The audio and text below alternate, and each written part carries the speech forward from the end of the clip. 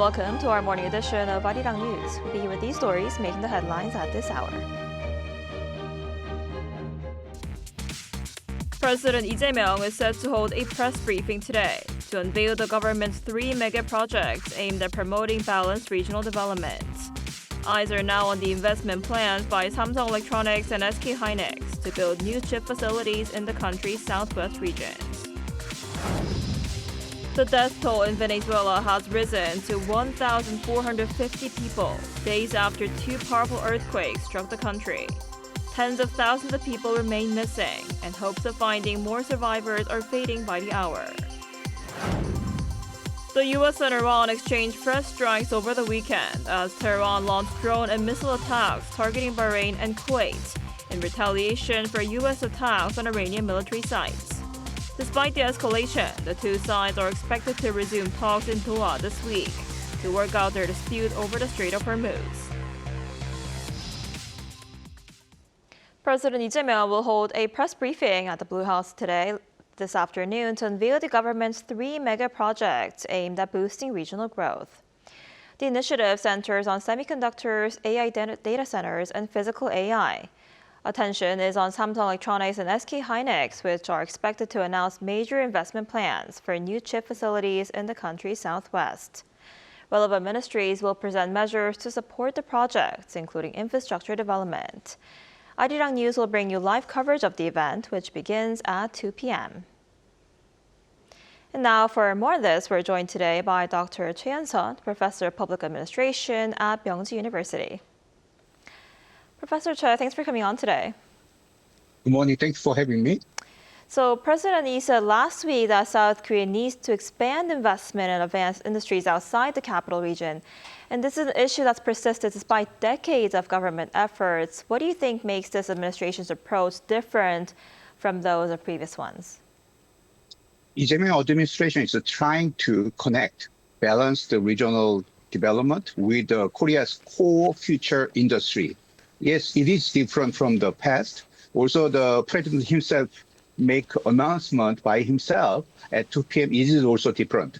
In the past, the regional policies focus on relocating public institutions or building infrastructure. It is important, but not that successful because they didn't create high-quality jobs in the regions. But this government is now working with a major private company, Samsung and the SK hynix. Also, it has many potential in the global market in this semiconductor the industry. So I think that it's a very ambitious, but it's very possible story. But I would be careful yet because some details not confirmed by the company, also government. I think the real problem is time. How fast is much more important in this project than how big this investment. Also, I think that Korea has a very notorious regulatory approval process, which means government and the bureaucracy take a long time to approval. So how the Lee administration handle these issue, that's the key. Right, and like you just mentioned, in line with that goal, President Lee is expected to unveil Samsung and SK hynix investment plans for the Honam and Chungcheong regions today. How effective do you think this will be in promoting more balanced regional development? I think it could be very meaningful. It could make a strong regional growth because there are AI data centers, suppliers, research facilities, and training programs. Government should provide in addition to the Samsung and SK hynix investment. Also, I think that it needs electricity, water, transport, skilled workers, and university and suppliers network. I think that it could be very successful in terms of the ideal and then this goal. But in the same time, how we can provide electricity, water, transport, skilled workers still is a question. So we should wait till the presentation, but I think he would comment about those issues. Right, we'll have to keep an eye on that briefing. And industry watchers say these two chip makers could invest more than $650 billion over the next 10 years. What impact could they have on South Korea's economy over the next decade? I think this is tremendous. I think if it is successful, it could strengthen Korea's position in the global AI semiconductor race, which means we can make another step toward more the advanced countries. So also it could create new regional growth corridors if Honam and Chungcheong, the area is successful in terms of the regional development with this investment. I think there is another big model for the South Korea itself.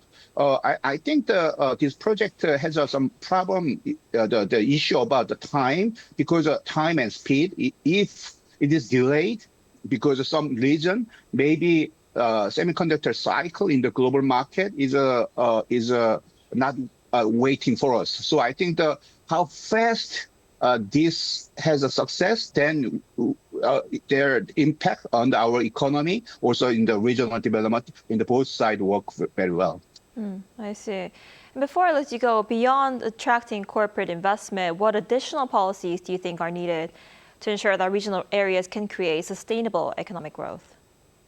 I think that we can, if we remember the SK hynix in Yongin, and then the Samsung Semiconductor in the Pyeongtaek, take a long time, more than 10 years, I think, because there are many issues, especially notorious regulatory approval by the local and the central government. I think that President Lee, how handle this issue, bureaucratic process, he will tackle and then he can manage about this issue. It is more successful. Also, there is another issue. Maybe the goal and the plan is clear, but the issue is the details are not yet. So I hope I want to tell a lot of things, but we should wait till how the President Lee Jae-myung make announcement with some details. That is maybe key. We can wait. Yeah.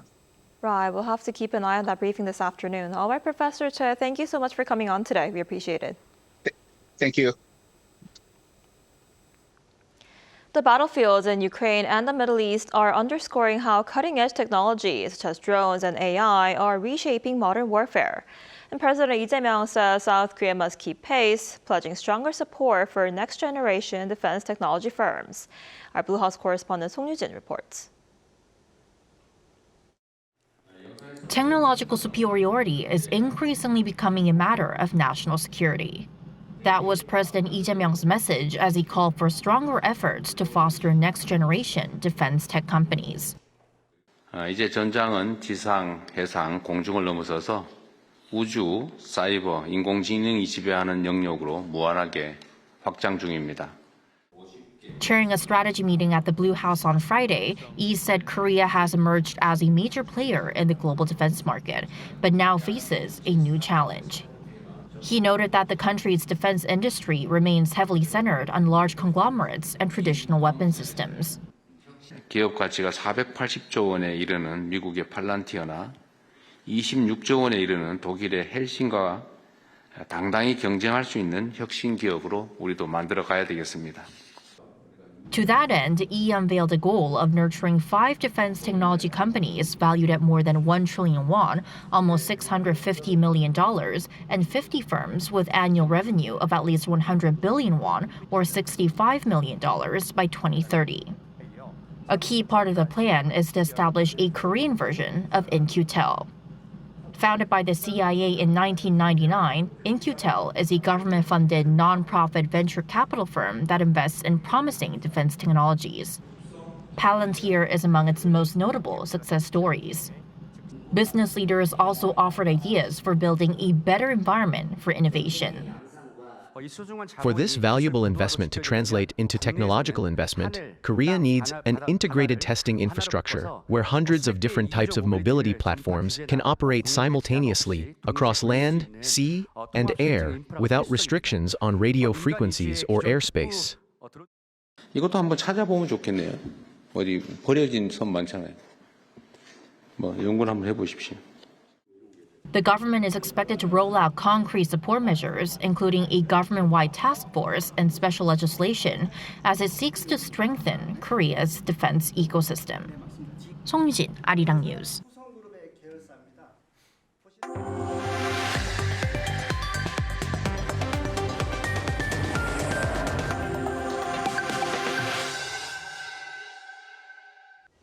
Hong Myung-bo has announced his resignation as South Korea's national team head coach after the team failed to advance beyond the group stage at this year's FIFA World Cup. Speaking at a press conference held at the team's training base in Mexico, Hong apologized and said he would take full responsibility for the disappointing campaign. Appointed in 2024, Hong had been under contract through the 2027 AFC Asian Cup. South Korea opened the tournament with a 2-1 win over Czechia, but suffered back-to-back 1-0 defeats to Mexico and South Africa, finishing third in Group A and missing out on a place in the round of 32. Meanwhile, 4 days have passed since 2 deadly earthquakes struck Venezuela, and rescue teams continue searching for survivors as hopes of finding more people alive beyond the critical 72-hour window dwindle. Our Cho Young-eun has a story. Rescue operations continue in Venezuela's coastal state of La Guaira, one of the areas hardest hit by the earthquakes. Amid several shortages of rescue equipment and widespread devastation, occasional signs of life have offered hope to devastated communities. In one such rescue, a man and his teenage son were pulled alive from a collapsed building on Sunday, leaving some glimmer of hope even beyond the 48 to 72-hour rescue window that experts say is crucial for finding survivors. The death toll from the twin earthquakes has climbed to 1,450, while more than 3,100 people have been injured. Authorities say tens of thousands remain missing, with hundreds of buildings reduced to rubble. As civilian volunteers, international rescue teams, and dogs continue searching through collapsed buildings, humanitarian aid is also being stepped up to support survivors. The Venezuelan government expressed gratitude for the growing international assistance, including equipment, medicine, and surgical supplies brought by the international delegations, saying it has welcomed help from every country. We have received everyone with gratitude and with open arms. We have made no distinction of any kind. To anyone who offers to help us, we immediately say yes. At this moment, we are not taking into account any considerations of a political or geographical nature, nothing at all. Peru's defense ministry said it has delivered more than 14 tons of humanitarian aid, following assistance from the United States and the United Kingdom. Additional rescue teams have also arrived from Mexico, Brazil, El Salvador, France, and several other countries. According to the United Nations, more than 2,200 international rescue workers have reached Venezuela by Saturday, with more teams continuing to arrive. Cho Young-eun, Arirang News. The United States and Iran exchanged fresh military strikes over the weekend, with Iran targeting Bahrain and Kuwait in retaliation for U.S. attacks on Iranian military sites. Despite the escalation around the Strait of Hormuz, the two sides are expected to resume talks in Doha on Tuesday in an effort to prevent the crisis from spiraling further. Our Lee Seung-jae has more. Iran and the United States moved closer to a broader regional confrontation over the weekend as both sides exchanged strikes in and around the Strait of Hormuz. Iran launched drones and missiles toward Kuwait and Bahrain on Sunday and warned that peace negotiations with the U.S. could come to a halt. Kuwaiti authorities said air defenses intercepted 2 ballistic missiles and several drones with no casualties or damage reported. In Bahrain, officials said an Iranian strike damaged a residential building near the international airport, destroying the top floor of the structure but causing no deaths.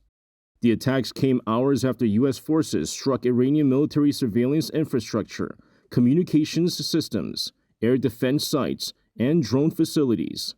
The strikes followed an attack on the Panamanian flag tanker Kiku, which was carrying crude oil for Qatar Energy, a key mediator between Washington and Tehran. On social media, Donald Trump said the United States targeted Iranian missile and drone storage sites as well as coastal radar facilities for violating the ceasefire agreement, warning that Washington could escalate its military response if attacks continue. U.S. Ambassador to the United Nations Mike Waltz echoed that message, saying the United States would continue military operations if Iran persisted in attacking commercial shipping in the Strait of Hormuz or American forces in the region. Despite the escalation, diplomatic efforts continue.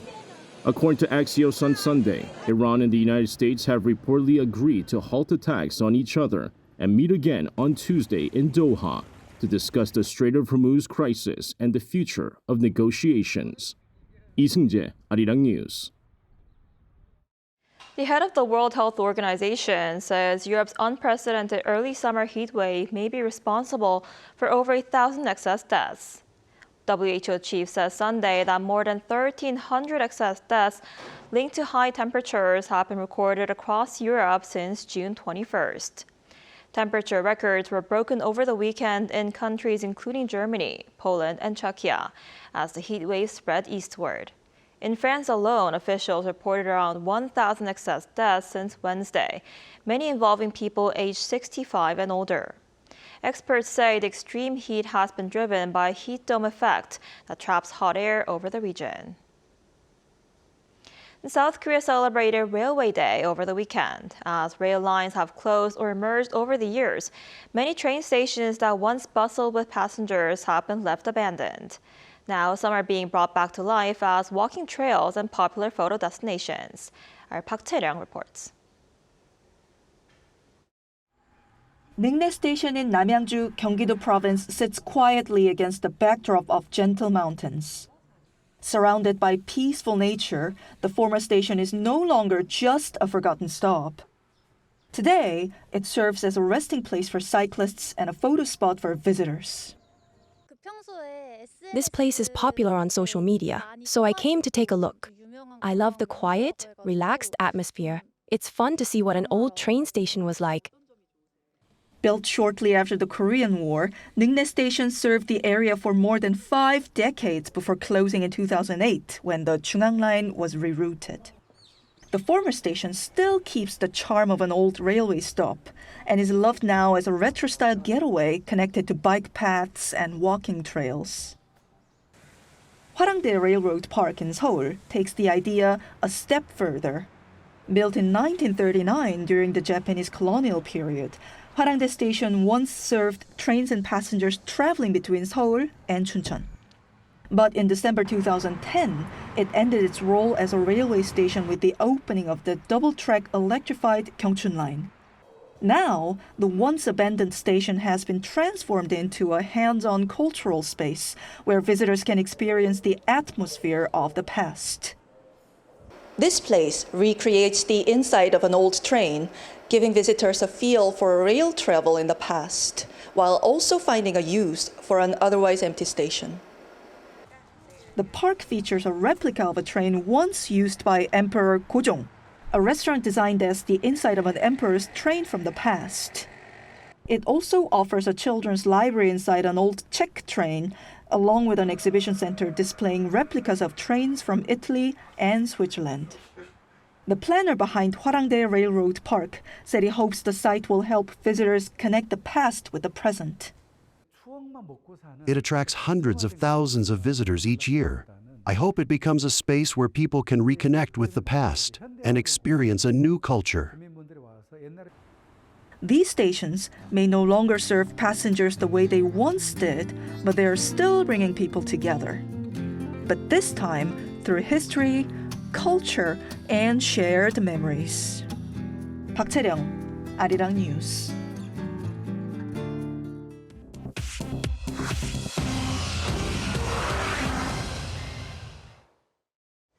Good morning, I'm Choi Ji-hyun, and this is The World Now.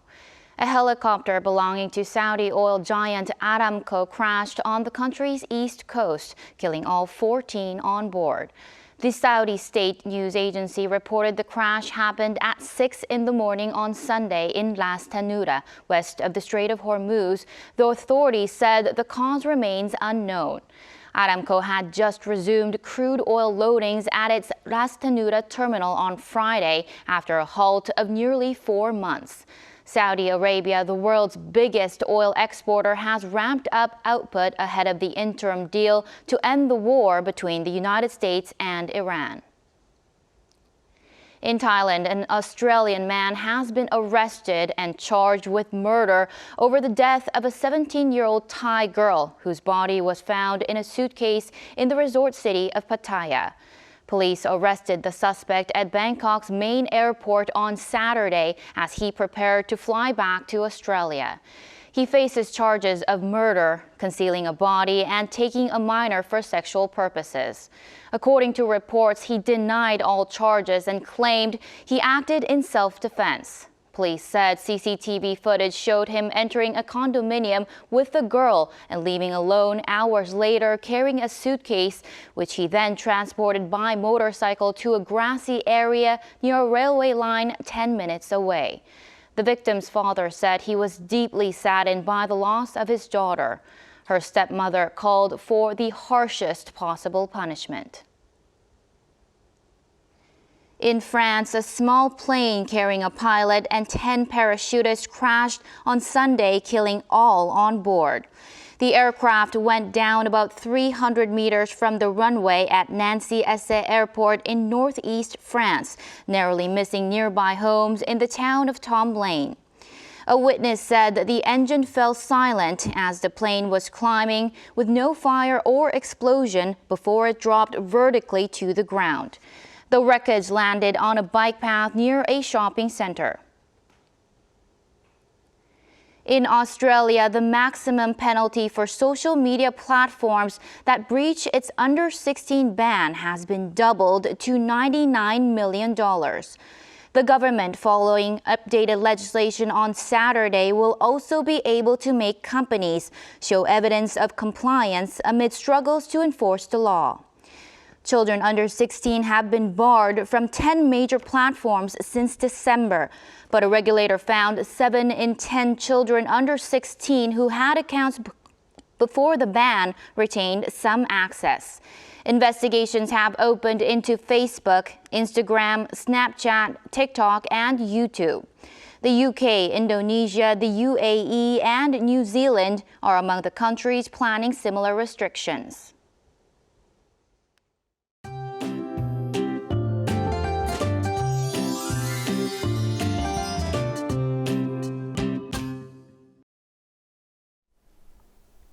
As we are heading into July, the heat will only get stronger. And with a rapid rise in highs, the atmosphere will become unstable, bringing scattered showers across inland regions this afternoon, with 5 to 40 millimeters in the forecast, along with thunderstorms. And when it's not raining, the sun will be blazing. Skies will be sunny to partly cloudy nationwide, but UV levels will be very high throughout the day today. Meanwhile, Jeju-do Island will see extreme levels during the day. The heat and sunshine are at their strongest between 10 a.m. and 3 p.m., so sun protection will come in handy today. And this afternoon, Seoul will be getting up to 33 degrees Celsius. Chuncheon and Daegu will be getting up to 31 degrees. Summer heat will remain firmly in place this week, with temperatures hovering above 30 degrees Celsius. Meanwhile, Jeju Island will see frequent showers from Wednesday into Saturday.